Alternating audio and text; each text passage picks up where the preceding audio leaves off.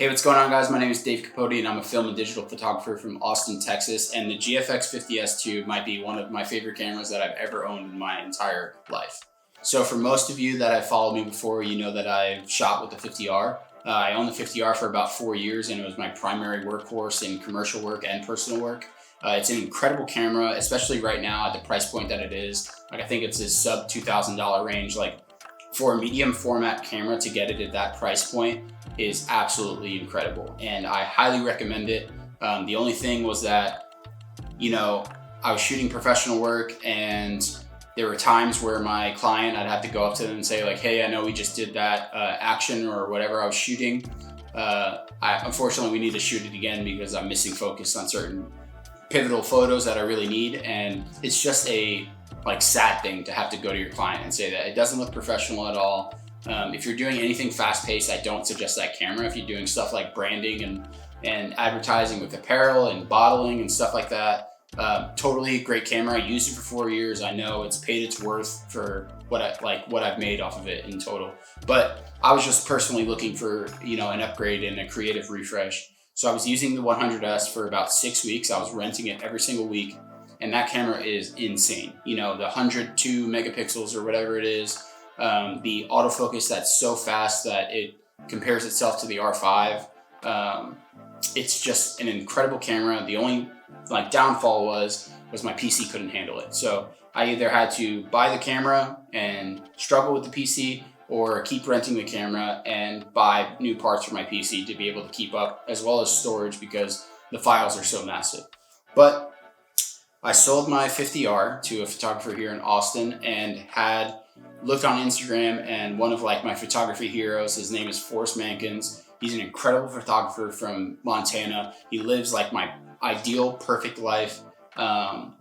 He was selling the 50S2 with the 45 2.8, and I immediately knew that I had to have it. I've seen his work on it. I know how Fuji's colors are. I've seen him capturing things that have need the autofocus that I had problems with. And so I immediately messaged him and I'm like, hey, this is good to go. Just send me the camera. And so got the camera back as soon as I left my honeymoon, got married, sweet flex. Got the camera, immediately started shooting it for all my client work, and completely fell in love. This camera is, I'll say the whole porridge too hot, porridge too cold thing.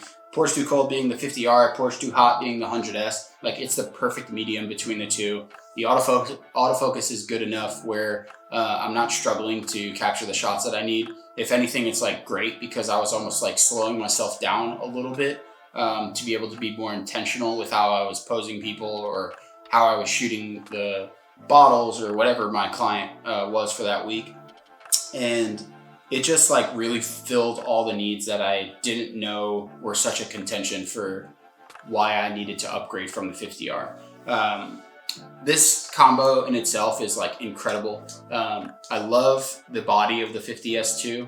I think that the grip, I have pretty massive hands. The grip is perfect for the size of my hands. It has this nice almost pistol grip on it, and it's due to the batteries being actually the XT4 batteries, which are great because I film on an XT4. Have a bunch of leftover batteries, and not having to shill out $100 per GFX battery like I did on my 50R was already a plus for me. So I already have 5 batteries. I just start popping them in here, and I only need 2 to pretty much shoot through the whole day. The 50R grip, it's a great style. I love rangefinder style cameras. I shoot on the Mamiya 7, which is over here. I shoot on that all the time, and it mimics that almost perfectly. It just didn't have enough ergonomics on it where you can hook around. And I just, after time I got used to it, but now that I have another camera in my hands, I just can't go back to that unless I were to have a bottom plate with a pinky grip or anything like that. Another big thing that I didn't think that I would love at first, but I find myself using all the time, is this tiny LCD screen that's on the top.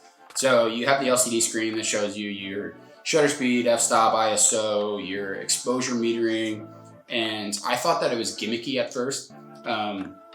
as I was shooting, I was noticing that I was like really starting to like look at it more and more. And I was wondering what it was, but realized that when I'm in the camera and I'm shooting, rather than like looking at an LCD screen on the back, like I'm so used to film that I don't really like preview my images until I really get home.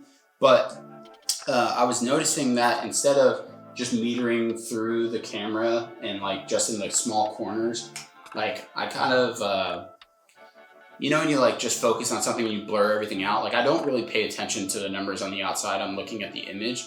But if I'm ever like, oh, the exposure looks like it's too hot or anything like that, I catch myself like going like this and kind of dialing it and looking at the exposure metering. And I realize it's because if I'm metering for something and I'm pointing the camera down to look at the LCD screen to meter, you're not getting the correct exposure because your exposure needs to be in front of you, not below you. You can have darkness and, you know, a studio, and then you have your metering for your light. And so I was catching myself just like kind of still pointing the camera and metering this way and then bringing it back up, and didn't realize that I was like really using the screen as much as I was.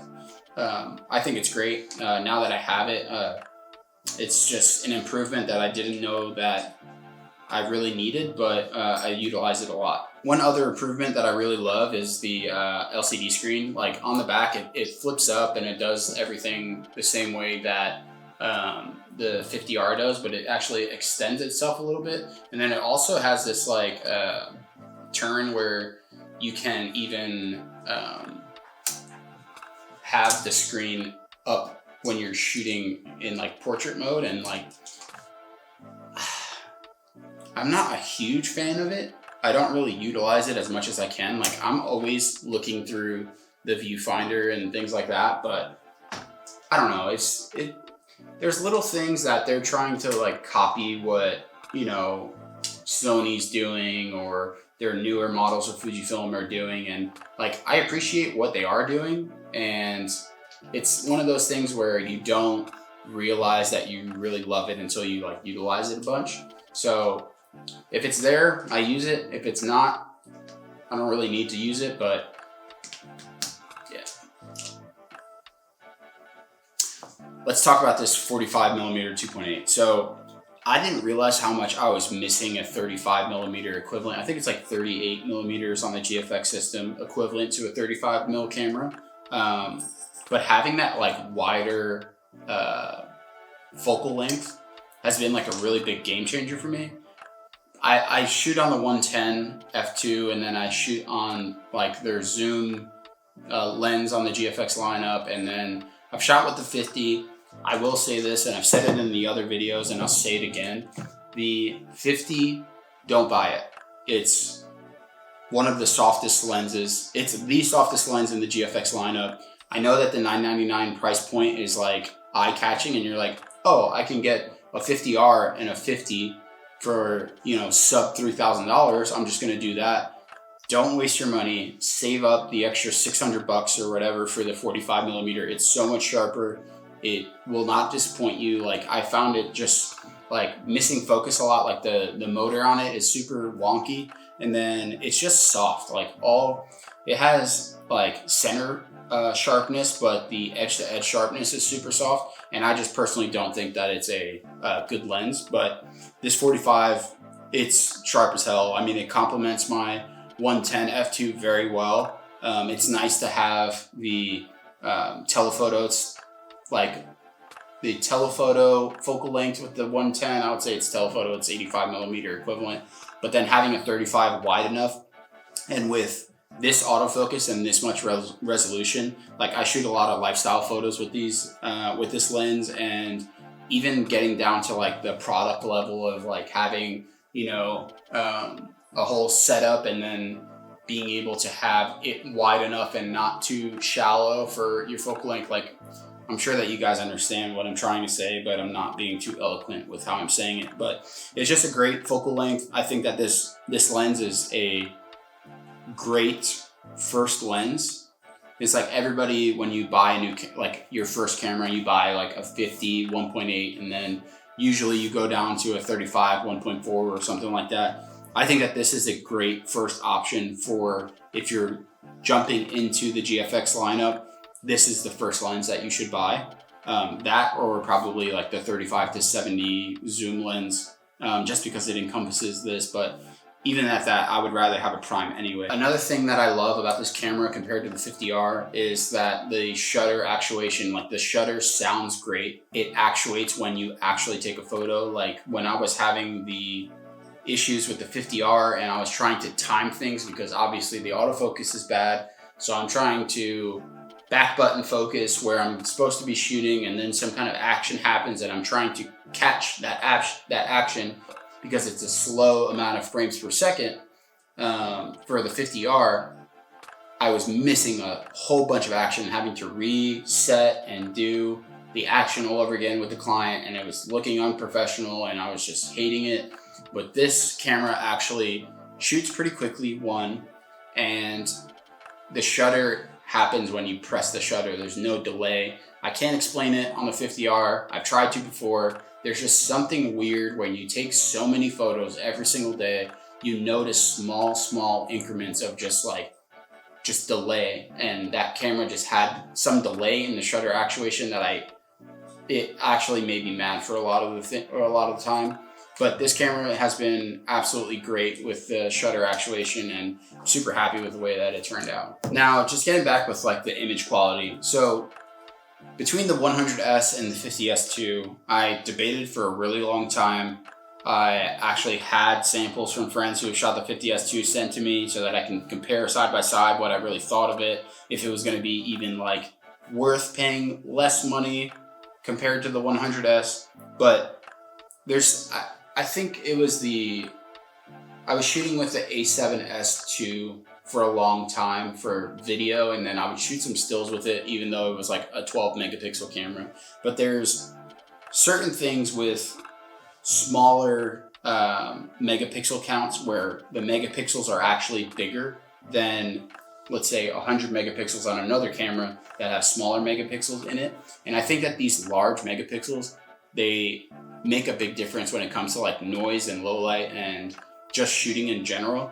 And having only 50 compared to the 100, I actually like the way that these look more than the 100S, which is kind of crazy to say. I don't know if it's a placebo effect because I own the camera now and I'm like trying not to gawk over the 100S that I could have, shelled the money for, but I prefer the image quality of this. It doesn't look as sharp and like almost overly sharp. Like this is like the perfect sweet spot. Like I don't even think owning the 100S long term was really like what I wanted, because it still has the medium format look to it, but it was so sharp that you could see everything. And this is like, it's not smooth and dull. It has enough sharpness to it that like the camera has a certain look to it. And I know that I explain this all the time, but I highly suggest renting one of these medium format Fujifilm cameras, because the first time that you bring that photo into Lightroom, into Capture One, and you pixel peep and you see what a medium format depth of field really is, it will hook you instantly. Like, trust me, I'm the biggest advocate of the mirrorless 35mm cameras that I've used all leading up to this. I've shot with A7R3s, A7R4s, A9s, R5, R6, 5Ds, XT4s, X100Vs. I've shot them all, and I am not lying to you when I say that there is a difference in look between the GFX and the medium format system than the 35mm system. And it's not going to be the same depth of field look that you're going to get from film, because the sensor size, I think, is 33x44, and then you have a 645 frame, you have a 6x6, you have a 6x7, and all those frames are still larger, so you're still not going to have the exact depth of field that you do with film. But having that little extra, it's just like a little kiss of something else, where your photos just have like this certain look to them that you almost have to like double take and be like, and see like what's so different about it, but to you, you'll notice. And that's all I can say about that. Like, rent one, see it for yourself. If you don't like it, don't buy it. If you do like it, you'll love it. Like, that's all I can explain for that. So final thoughts going into the end of this video. I am super happy with my purchase. I do not regret it at all. It's been about a month. I've used it on a bunch of client shoots. Everybody tells me like what a great, photo I'm sending them is. And I know that I probably could have gotten that reaction with, a $2,000 mirrorless camera, but subliminally, they don't know all that's going into what's making the image great. And you know what? It is a personal preference. For me, I could love this camera. You can hate it. I love Fujifilm's colors. I love the look that it gives me. I love that I can mimic, all of the film photos that I take all the time, and it takes me minimal work. I don't really need to do anything besides like exposure curves, and there's so much dynamic range in these cameras that you don't really need to do a whole lot. And the colors straight off the bat, like when you're shooting for clients and you have a product, you want the photo to look exactly like what the product looks like. And I just found it too hard to do it with the other camera systems to try and match exactly what it is. There's too much work to going into doing that. And if I could cancel out that time and be able to deliver a photo or album of photos faster, I'm gonna pay more money to do it. So that being said, love the camera. Really excited to use it in a long-term capacity. So if it takes another 9 months to get here to make another YouTube video, that's just the way it is. Really excited to continue to use this camera, and hope you guys, if you ask any questions, I will try and answer them the best that I can. If you have any questions about the 50R, if you have any questions about the 100S, and of course with this camera, I'll answer as much as I can. So yeah, really looking forward to the next foreseeable future with this camera, and looking forward to the next video. Thanks.